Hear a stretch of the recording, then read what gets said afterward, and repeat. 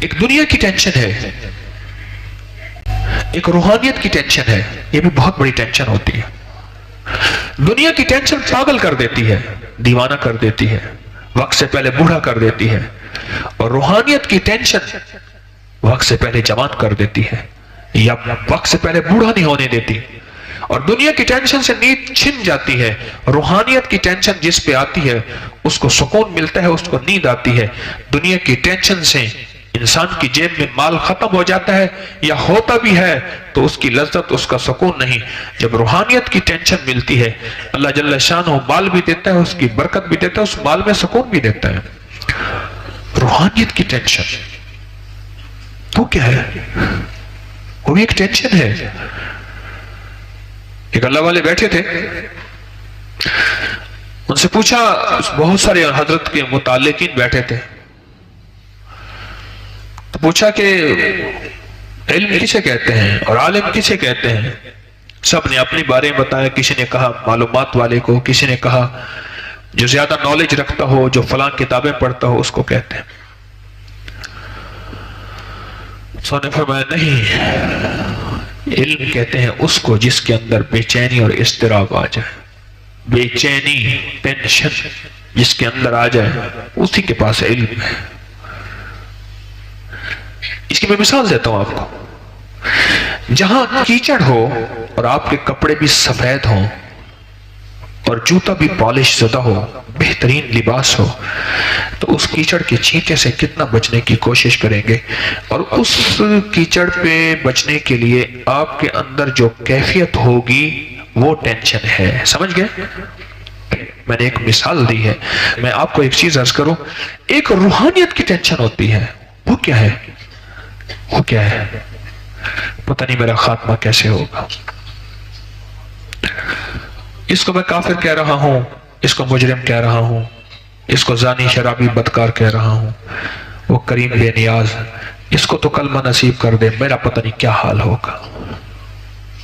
وہ بول جو میں نے ایک دفعہ بولا تھا ایک بندہ کو، اس کا پتہ نہیں دل دکھ گیا ہوگا، اس کا دل جل گیا ہوگا، اس کو بے چینی کھا گئی ہوگی، پتہ نہیں کیا بنے گا، پتہ نہیں کیا ہوگا.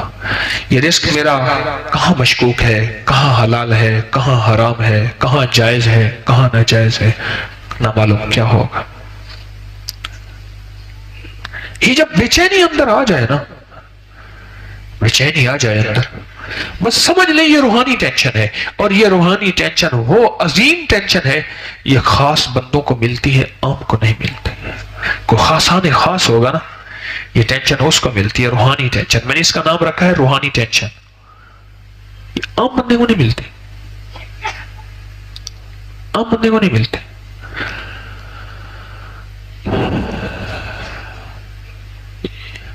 یہ بہت بڑی نعمت ہے جس کو دوسرے لفظوں میں ہم شریعت کے قانون میں کہتے ہیں احساس کی نعمت. اللہ جس کو دے دے احساس، احساس یہ عام بندے کو نہیں ملتی.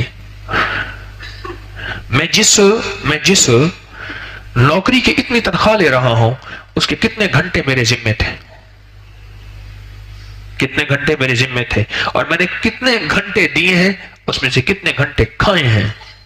ایک بندہ جا رہا تھا نا بہت غصے کی حالت میں، تو ایک اللہ والوں نے دیکھا تو کیا حال ہے، خیریت ہے، پریشان ہو. اس نے کہا جی آج جا کے مالک سے بات کرتا ہوں، یا میری تنخواہ بڑھا دے یا پھر میں نوکری سے ریزائن، میں نہیں چھپ کرتا یہ نوکری. کیوں؟ اس نے کہا جی میرا گزارا ہی نہیں ہوتا. انہوں نے کہا گزارا نہیں ہوتا، میرا کچھ بھی نہیں ہوتا. انہوں نے فرمایا تجھے میں ایک طریقہ بتاتا ہوں، تیرا کام ہو جائے گا. میں جو کہوں مان کے چل، اپنے مالک سے جا کے کہہ کہ اتنے ماہ کی تنخواہ مجھے نہ دے، میں بغیر تنخواہ کے کام کروں گا. کیسے عجیب بات ہے، میں کہتا ہوں تنخواہ تھوڑی ہے، آپ کہتے ہیں تنخواہ کے بغیر کام کروں گا. پر کوئی اس کو سمجھ آ گئی کہ فقیر کی بات ہوتی ہے، کلندر چے گوید حق گوید، کلندر جو کہتے ہیں حق کہتے، کوئی بات ہوتی ہے. جب مالک کو کہہ دیجئے میں اتنے ماہ کی تنخواہ نہیں لوں گا، بغیر تنخواہ کے کام کروں گا. مالک بھی حیران، تنخواہ کا وقت ہے نہ لی، اور پریشانی اور بڑھ گئی، فاقے اور پڑ گئے، مسائل اور الجھ گئے. پر صبر اس نے کیا، حالات کو لے کے چلتا رہا. 1 ماہ 2 ماہ 3 ماہ بس اس کے بعد پھر اس کو تنخواہ جب ملی، اسی تنخواہ کے ذریعے سے رب نے جو تونگری دی، پھر رب نے اس کو مالا مال کر دیا۔ اب وہ جب حالات اس کے سنورے، اب وہ درویش کے پاس گیا کہ حضرت کیا بات تھی؟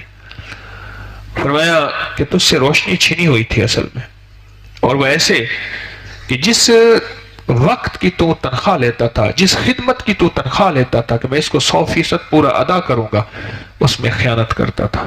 جب تو مارتا تھا ڈنڈی، لگتا تھا تجھے ڈنڈا، ڈنڈی مارے گا نا تو ڈنڈا لگے گا، اور جب ڈنڈا لگے گا اللہ برکتیں چھین لے گا، بس اللہ برکتیں چھین لے گا۔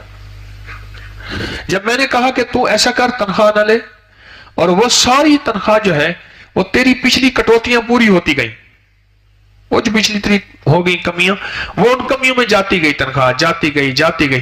جب معاملہ ہوا، بیلنس برابر ہوا، اللہ پاک نے فرمایا میرے بندے نے اتنی قربانی کی ہے، فرشتوں اس کے لیے برکتوں کے فیصلے کرتا ہوں۔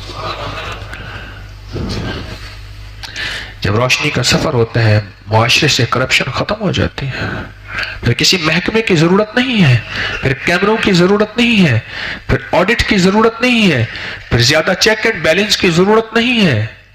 اسے احساس ہے، اور وہ احساس کی زندگی جی رہا ہے۔